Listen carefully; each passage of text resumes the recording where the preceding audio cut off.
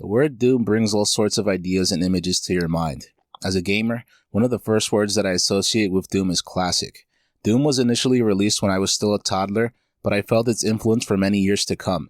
It was to the point where it inspired imitations due to innovating so much within a short amount of time. I've played a handful of these, but none of them really compare to how good and long-lasting Doom has been.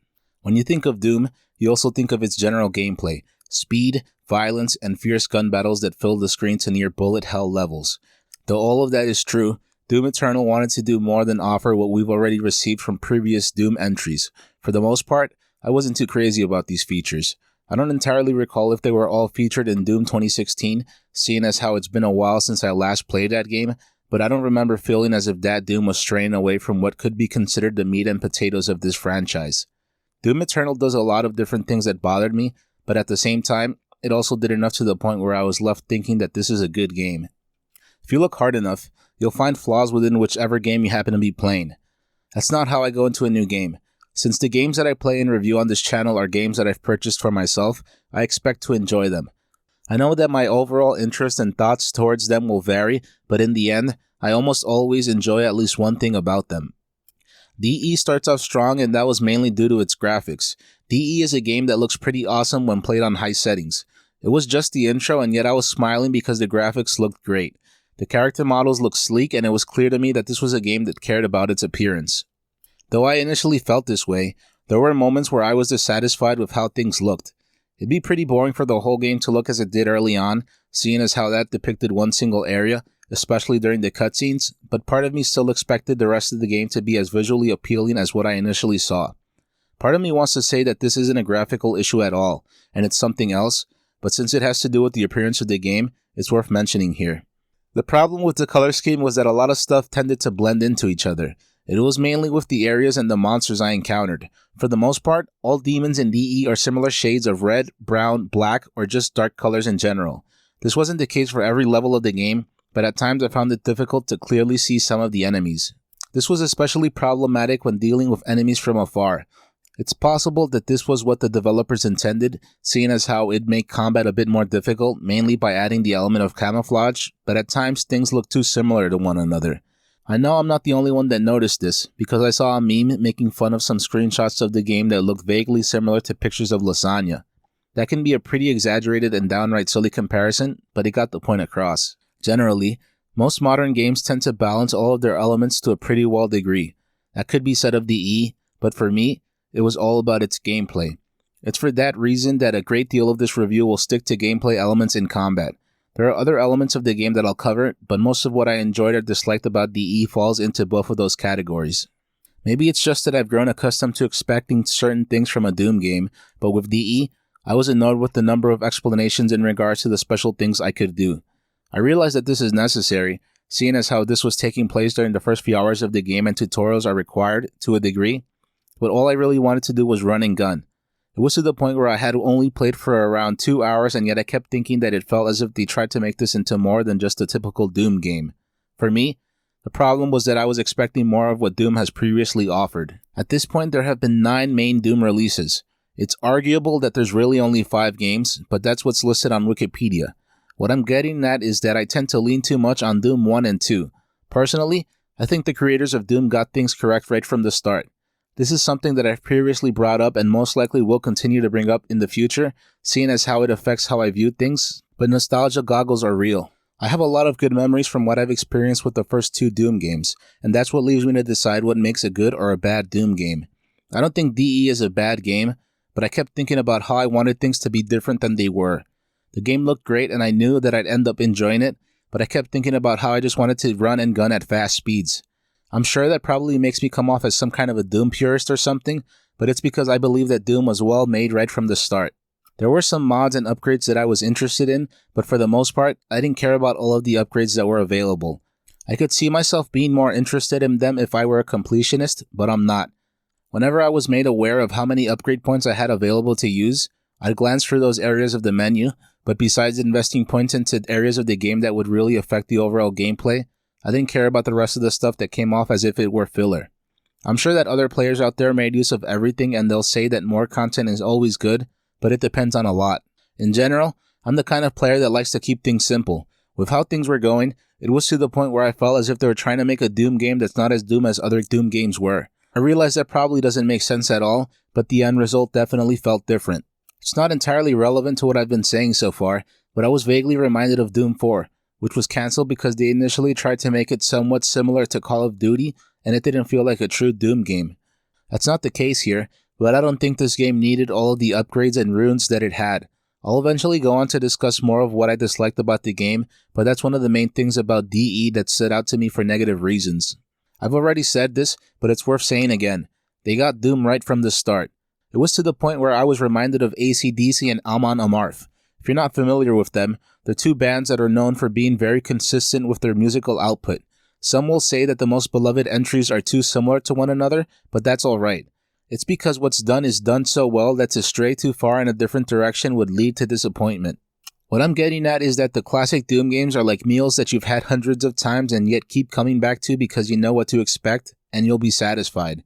It's due to this and many other reasons that the first two Doom games have been modded to death and are still actively played by a great portion of the Doom community. It's possible that I'm spending too much time focusing on this, but it's because this was something that was on my mind during the first few hours of the game, and it's something I kept thinking about during the rest of it. I'm sure many will disagree with me, but I thought the first third of the game was a bit rocky. The game eventually got to be much better, especially from the middle and onwards, but I thought the first few hours were a bit slow and awkward. It's just about every game's goal to hook people in right from the start. Some games go about doing things in a different way, but the point is almost always to hook you in during the first hour or so. Maybe it worked differently on other people, but for me, it was a bit of a struggle to get going. It was mainly because it seemed as if the first 30 minutes or so were spent on tutorials. There were enemies to kill, but they were mostly imps and I wanted to jump into the deep end of the pool right from the start. I'm sure that the devs most likely had newcomers in mind, but I didn't need an explanation for how to double jump or how to use a chainsaw. These tutorials didn't work as smoothly as they could have, and rather than allowing me to become fully immersed in the game, I felt as if they took me out of it over and over again. I know that this has to do with the kind of player/learner I am. I understand that you sometimes need assistance from others or written instruction in order to learn how to do something, but I'm the kind of person that would prefer to learn on their own. It's not always doable or efficient, especially because it sometimes leads to costly errors, but I believe that failure is one of the greatest teachers out there. I'd rather fail and learn on my own than to constantly be interrupted in a game where no interruptions leads to a greater sense of enjoyment. The reason I brought up my dislike for interruptions in DE is because speed is important in a game like this. I'd have to compare between DE and other Doom games, but I felt as if DE could be faster than it was. It's possible that this was doable through different settings or with cheats, but I didn't check to find out. You could temporarily speed up the game with some special items and that's cool, but I would have liked to have been able to play the whole game at that speed from the start. Part of me understands why the gameplay wasn't faster, mainly because it would have greatly altered how the game is experienced, but I still think it would have been cool. Being able to dash and double dash was helpful and offered a small taste of what I wanted, but it still felt a bit off for me. In particular, I thought that dash on B felt strange. For me, it would have felt more natural to dash from moving the left thumbstick in the direction you wanted to move. I wouldn't consider this a huge complaint, but it definitely took a bit of getting used to how the controls were laid out. For the most part, a video game will work towards familiarizing you with what it has to offer and how to overcome its obstacles. Some will do the complete opposite of this, but DE wasn't this kind of game. Familiarity in a game can sometimes be a good thing, but not to the point where things are overdone. Off the top of my head, I want to say that the Doom games in general have around 6 different types of enemies. Each Doom game features large numbers of these enemies, but what's important is how they change things up in order to prevent you as a player from dealing with repetitive encounters. DE attempts to do the same and it eventually does a good job, but at first, I wasn't too happy with how it frequently used the cyber spiders. It was to the point where it seemed as if they were this game's version of imps. The imps could be considered the most basic enemies and they are used on a regular basis, but the spiders were too overused. It's not as if they were difficult to deal with, but what's interesting the first few times eventually becomes repetitive after a certain point. As I previously said, Doom games all have different kinds of enemies. It's mainly to try to offer variety, but another interesting way of using these enemies was by having them attack each other. Initially, I was hoping that the enemies were causing actual damage to one another. That may lead you to believe that I'm a lazy player, but it definitely make things a bit easier to deal with, and it'd be an additional form of dealing with the number of enemies encountered. I'm pretty sure that the enemies don't actually damage one another, but this behavior was still useful because it makes it easier to take most of them down all at once. With how bunched up the enemies would get, it was easier to fire an ice grenade or some kind of explosive to try to hit as many of them at the same time. This was just one of the interesting ways in which combat could be approached in DE. Since the first Doom game, platforming has been an important part of these games. They all approach this in different manners, but it's really present in DE. In combat, the platforming makes things more exciting. It allows you the opportunity to play both offensively and defensively, but it also leads towards you having to be more precise with how you go about maneuvering in an active battle arena. This is true, but the use of platforming in some puzzles slows down the action. I realize that a game can't be 100% non-stop action and it's good to mix things up, but I wanted to keep going from battle to battle. The wall climbing ability made things different and it offered another form of gameplay, but DE wouldn't have been a lesser game without that feature. From what I've been discussing so far, it seemed as if every new thing that DE did was bad, but that's not true. In a series of games where you play as a damn near unstoppable demon slayer, you'd probably never expect to play as a demon.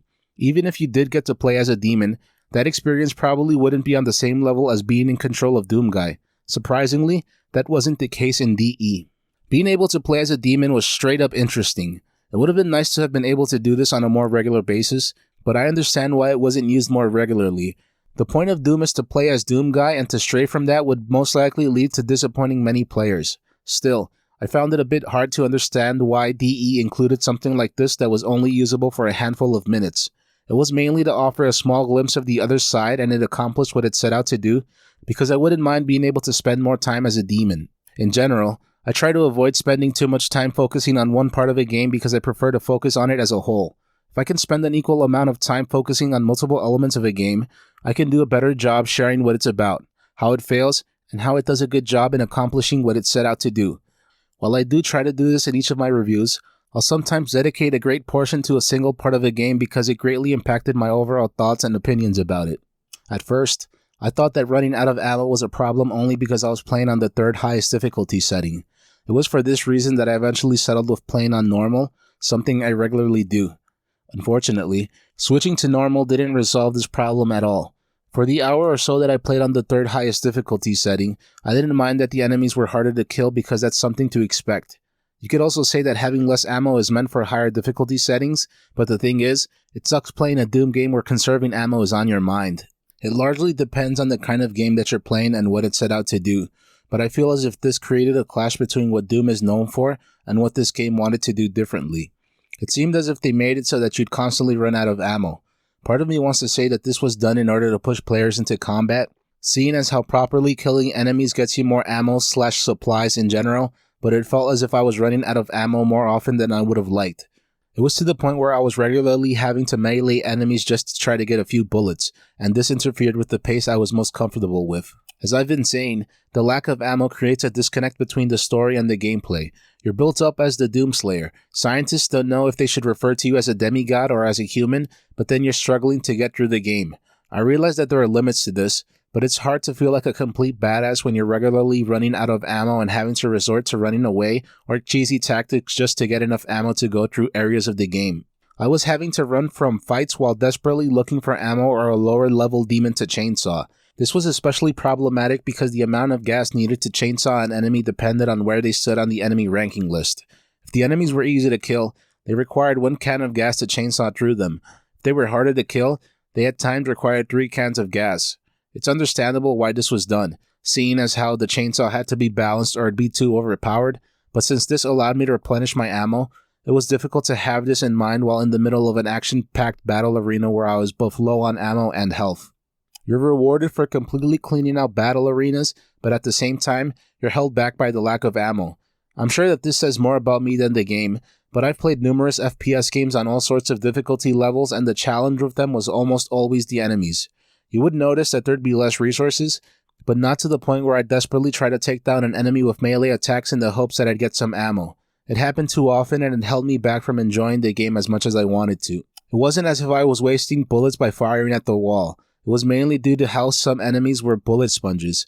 It also didn't help that I was constantly being pushed from one enemy-filled room to another. I eventually grew to enjoy this, but only when I was well prepared to deal with the number of enemies that I encountered. I eventually started to think that the in-game cheat codes may have resolved the low ammo problem, but I chose not to find out. I could see the game being more fun with cheat codes on, but then I'd feel as if I didn't get to experience the game the way it was meant to be played.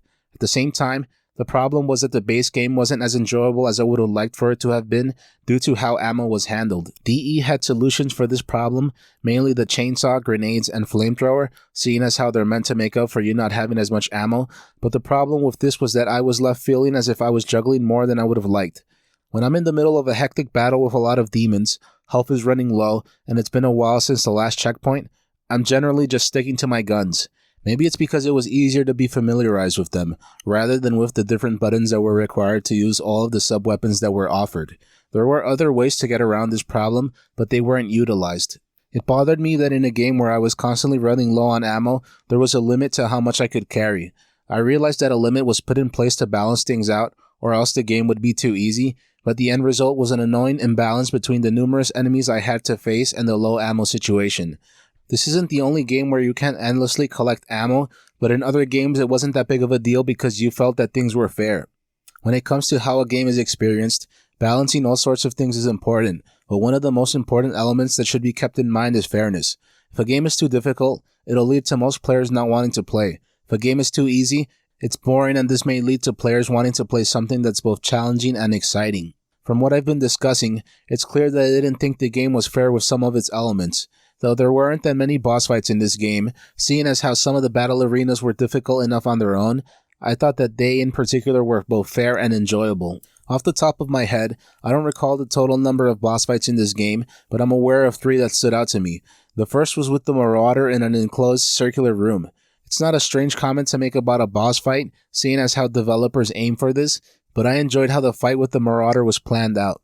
In its appearance, the Marauder is intimidating and aggressive looking. It's fitting, seeing as how it's intense and constantly on you. At the same time, its hellhounds spawn around every 10 to 15 seconds and they're mainly there to work you into corners. All of this sounds as if it's being done to work against you and to make things more difficult than they should be, but the devs knew how to make things a bit easier for you, mainly with the inclusion of basic enemies spawning in the room. This was a way to help you with supply drops, but at the same time, they usually spawned pretty far away from you. You had to go out of your way to get them, and in doing so, you opened yourself up to attacks from any of the 3 kinds of enemies in the room. I wouldn't go so far as to say that this was brilliant, but it definitely showed that a lot of thought went into planning out this fight, and I appreciated that. I liked being able to observe these things on my own, but at times it felt as if DE was trying to hold my hand. It could be that the devs recognized that some enemies would be harder than the others, so that's why you were straight up told how to deal with them. Part of me wants to say that I appreciate this, but at the same time, I could see some players being annoyed with this. Some people prefer to discover things on their own, and these tips take that away from you. I could see this being acceptable after multiple deaths, but I don't think it's a good idea to let you know about this immediately after your first encounter with a boss. This fight with the Marauder was entertaining, but just about every part of it was a struggle to deal with. Maybe it's because I was being challenged in a way that I prefer, since it was interesting having to juggle all of its parts at the same time. I was getting beaten down over and over again, but I had fun. It's important to note that it's hard to manage to make a difficult boss fight that's not cheap and yet also happens to be entertaining at the same time. It was to the point where it took me around 10 attempts before I was able to beat the Marauder. With the number of times that it took me to get through this boss, I was reminded of Super Meat Boy. DE and Super Meat Boy are completely different games, but when a level or specific area is really hard, it's useful to make it so that respawns are practically instantaneous. I guess it depends on the game and what it's trying to get done, but when it's done right, it'll make the player want to keep playing over and over again. I say this, and yet I also feel as if DE overdid it with the number of times that the Marauder was used later on in the game. The first encounter with the Marauder was cool, but the experience was eventually cheapened. DE isn't the first game to turn bosses into general enemies, and yet it was to the point where it was overdone. You could say that the Marauder and its hounds being used in battle arenas with other enemies was done to try to spice things up a bit, but this led to things being a bit cheesy. I want to say that it was due to you having to have multiple things in mind at the same time, but it was because the Marauder greatly altered how general battles were dealt with. When you're fighting typical enemies, you know it's enough to shoot at them until they're dead. This varies a bit with some enemies that make use of weak shields, but that's not too problematic to deal with. With the Marauder, it's entirely different because it functions on a higher level than the rest of the enemies. It's not only because the Marauder is much more aggressive, it's because the Marauder takes what you're used to and completely throws it out the window. What I'm referring to is the Marauder's shield. Part of me wants to say that its shield not being able to blown away is a good thing, mainly because it changes things up, but at the same time, it was really annoying to deal with, especially when it was being used in the presence of other high-level enemies. There were moments when things were too chaotic, and even if I wanted to avoid using the BFG, I had to use it. I'm fairly sure that even BFG ammo bounced off the Marauder's shield. I thought this was strange, seeing as how that gun was constantly mowing down the strongest enemies as if they were nothing. I understand why things would work out this way, since it more or less reinforces the idea that the Marauders are different to the typical enemies encountered, but I still think the BFG should have had no problem with this enemy's shield. I've spent a bit of a while focusing on the Marauder because it stood out to me for both negative and positive reasons.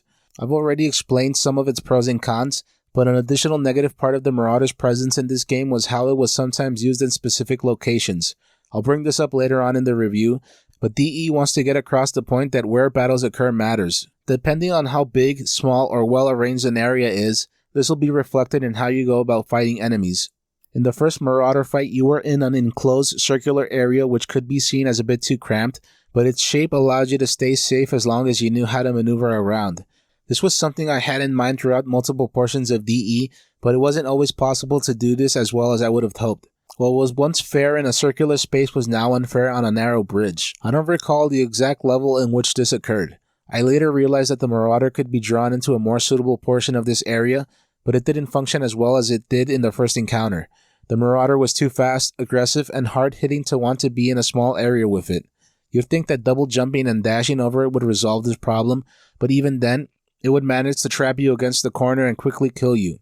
I understand that the point was to keep upping the stakes, but I would have preferred if the later encounters with the Marauder were more like what was initially experienced. It's clear that what I expected and what I got from DE were two different things. There were portions of this game where I was unhappy with how it went about doing things, but it eventually delivered what I already know thanks to having played past Doom entries, which is that Doom is at its best when you can move quickly and you're dealing with a lot of enemies. You could say that's how the game is as a whole, but that's not entirely true. Some areas were smaller than I would have liked, some required too much platforming, and others quickly drained you of what little ammo you had. All of this is true, but there were areas that stood out to me for both good and bad reasons. If you've previously watched or read some of my reviews, you may think that I enjoy when a game beats me into the ground. That's not entirely true, but it's also not entirely false. It all depends on how well balanced things are and if I can see that it's doable for me to overcome whichever obstacle I happen to be dealing with. I was on normal, and yet there were multiple moments where I was getting stomped into the ground as if I were playing on a higher difficulty setting. The part I'm referring to was one of the last battle arenas just before the end of the game. If I recall correctly, it was the Final Sin level. For the most part, this level wasn't spectacular as a whole, but its battle arena was one of the most relentless areas of the entire game. On top of having to fight wave after wave of demons, a Marauder showed up, but then things were made even harder to deal with thanks to the presence of powered-up demons. I'm sure that it's because the rest of the game got me used to this, but I expected a checkpoint once I had dealt with the Marauder. I expected a break, but this area kept upping the ante to the point where I was stuck for longer than I would have liked. It makes sense, seeing as how this was the last level of the game, but I think things could have been handled differently by making it so that other parts of the game were similarly difficult. I guess it's because a game slowly exposing you to its more difficult parts gets you familiar with what to expect, so with how surprising this area ended up being, it led to me being a bit frustrated. I was frustrated with this section of the game due to how unforgiving it was, but at the same time, it made me realize that the ammo problem started to ease up a bit towards the end of the game. I'm not entirely sure if it was because I had gotten used to knowing how to extract ammo from enemies on a more regular basis, or if it was because the later levels had more enemies. The result of that was you being forced to be as aggressive as possible. When I was dealing with this, I felt as if I was slowly getting into an ideal flow state. I realized that may not make total sense to some of you, but I felt that it was possible to smoothly go from enemy to enemy in such a way that it was as if you were keeping a combo going. The point was to try to get rid of as many enemies as possible within a short amount of time, but you also had to worry about your ammo, your health, and your armor. I'm sure that it was also due to the number of times that I had to repeat this area of the game, but I eventually learned what worked and what didn't work. If the rest of the game was like this, I most likely would have ended up enjoying it much more than I did. I want to say that my playstyle contributed to how I feel about DE, but I'm also aware that the game really did lack ammo, so it's not as if things would have been entirely different had I approached battles in a different manner. In general, I usually expect the game's final boss to be the most difficult to deal with. Surprisingly, that wasn't the case with DE. Honestly, I felt that the Marauder and the second to last boss were much harder to deal with than the final boss. It mainly had to do with how easy it was to keep your ammo replenished in this fight. Rather than having you replenish your ammo by taking down enemies, this fight had it so that you could freely get ammo that would regenerate every few minutes. I could stick to using my best weapons rather than having to cycle through all of them because ammo was running out, which was what I had to do for a large portion of this game.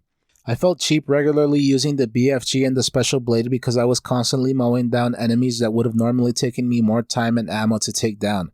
It was largely due to this that I could focus more on the final boss itself and not really have to worry about the general enemies around me. If you've played one Doom game, you already know what to expect from the weapons. The surprising part was the number of sub-weapons that were available to use. I'm fairly sure it was 2 kinds of grenades, the chainsaw and the flamethrower. That doesn't sound like a lot, but during hectic battles it sometimes felt as if I was button mashing. I would have preferred to have just stuck to the main firearms that were available to use, but that wasn't always possible. It was either due to running out of ammo, health, or armor, so I'd eventually have to rely on one or more of the sub-weapons. It's clear that the sub-weapons were meant to aid you in very specific ways. For example, getting armor from burning enemies was a good way to push you towards using the flamethrower more regularly. Each sub-weapon had its way of aiding you, but when utilized within a short amount of time of each other, this resulted in greater rewards. The flamethrower and chainsaw combos were very useful when it came to resupplying because it allowed you to pick up a balanced drop of ammo and armor. Any other game probably wouldn't have allowed for this combination to take place, either because of strict cooldown periods or simply because it just wasn't a feature. In continuing to discuss sub-weapons, it's worth mentioning that I really liked the ice grenades. Not only was it interesting to witness them in use, they just felt more efficient and destructive. The standard grenades weren't as destructive as I would have liked, and the ice grenades could affect at least 2 to 3 enemies, depending on where you toss them. Alongside the weapons themselves, DE makes use of weapon modifications. There's a lot of variety and choices to be made when it comes to these mods, but I really wasn't that interested in most of them. I mainly focused on a handful of mods, but towards the end of the game I was left with a surplus of points. It was more or less the same thing with the suit upgrades. There were a few suit upgrade options that definitely helped out in more ways than one, and they allowed you to make things a bit easier to deal with, but I wouldn't go so far as to say that they're absolutely necessary. It largely depends on the kind of game that you're playing and what it's out to accomplish, but you'd think that a game would push you towards getting all of the available upgrades. The more you want to upgrade or collect what the game has to offer, the more time you'll spend in-game.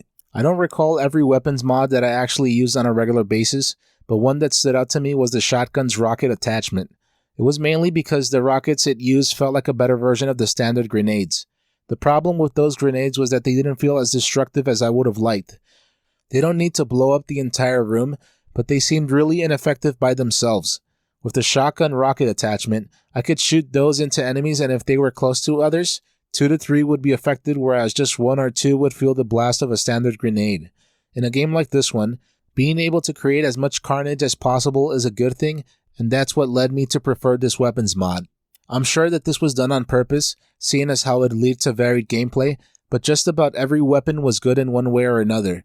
I favored some over others, mainly the plasma rifle, which was my favorite, but I found myself using each weapon at least once. One of the main reasons why the plasma gun stood out to me was because shooting it felt like a smooth stream. I'm sure that its sci-fi nature also helped to make it stand out over the rest of the weapons, but it was just plain awesome to use, and it's most likely the weapon I used the most. The plasma rifle and shotgun/grenade attachment were very helpful when it came to the second to last boss fight. This led me to believe that it was forced upon you to use different weapons depending on what the fight asked of you. It's possible that you could get through the game by sticking to a single weapon, but it'd make things difficult to deal with. The minigun was also good, but the problem was that it ran out of ammo way too quickly. It's a weapon that's meant to be impressive to use and look at, but just as you're having fun tearing demons up, the ammo's gone. Making it so that the minigun would overheat was a decent way to avoid you from overusing it, but with how quickly the ammo ran out, that really wasn't necessary. Combat and weapons aren't the only parts of an FPS that are worth discussing, so that's why I'd like to bring up DE's level design. For the most part, I wasn't completely blown away by what DE offered in regards to its level design. A decently sized variety of level layouts were used, but a great deal of them were linear pathways or circular arenas meant for maneuverability. Still, there were some places that really stood out to me. Early on in DE, there's an ice world level and I really enjoyed playing through it.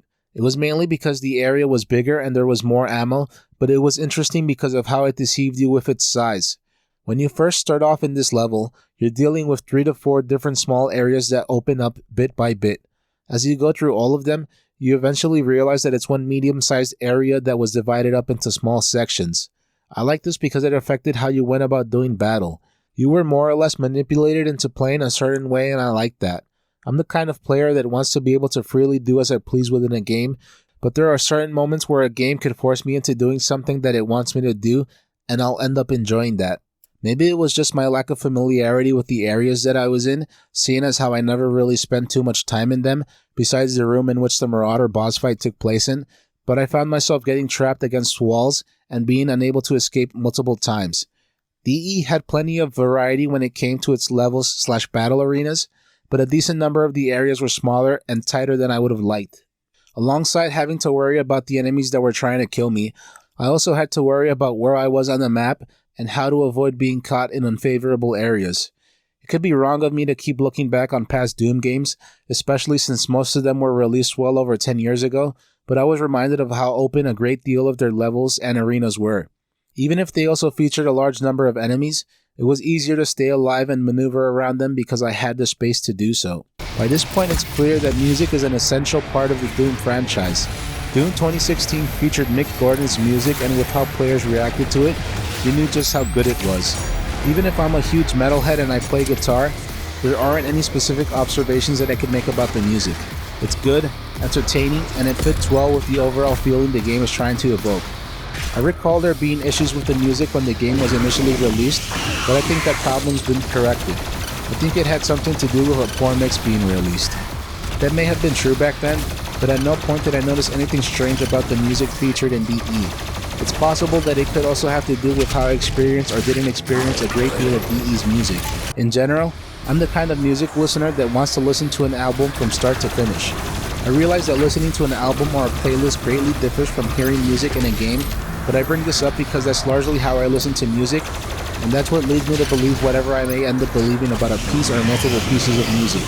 I have to admit, it was sometimes hard to pay attention to the music because of how occupied I was with the game itself. That might be a strange observation to make, but it's almost as if the music is less than background noise whenever I'm really into what's happening with the game. I'm sure that a more knowledgeable person could do a much better job than I can when it comes to explaining this, but I feel as if I can't fully enjoy music if my mind is too occupied with multiple things or one single activity that requires a lot of concentration. Most of my music listening is done when I'm doing something else, such as running errands or writing, but those things aren't the same as being occupied with an action-heavy game. I'm sure that I'd get more enjoyment from DE's music if I listened to it outside of the game, because Mick Gordon is a real beast when it comes to this style of music. I enjoyed Doom Eternal, but there were a number of things that I disliked about it. I'd have to replay through Doom 2016 before I could exactly pinpoint why I preferred that one over this one, but that's the general feeling I have. The game isn't horrible at all. It's good. The thing is, I feel as if each new Doom game is trying to do something different than what's been done in the past, and I don't think that's a good idea. The point isn't to keep offering the same thing over and over again, but what makes Doom Doom was done correctly from the start. Trying to branch out and doing stuff that makes Doom like other first-person shooters isn't what I want from a Doom game. For me, the meat and potatoes of a Doom game is violence, speed, and sci-fi elements. I know that others have appreciated what DE did, but I wasn't entirely happy with everything it had to offer. I wouldn't go so far as to say that I'm a Doom purist, but I definitely know what I like. When it comes to recommending this game, I'd say yes. It's not the best Doom game out there, but it's still a good one, and it offers multiple moments where I was left thinking, this is what got me to love Doom in the first place. The game goes through some rough patches and it could have gone without some of its features, but it's still a game worth playing. If you're interested in Doom Eternal, you may be better off buying it when it goes on sale. I hope that doesn't come off as me making a team as if DE isn't completely worth playing, but at the same time, there are better Doom entries out there, both official and unofficial. If you enjoyed this content, please feel free to like, comment, subscribe, and share. Thank you very much for watching.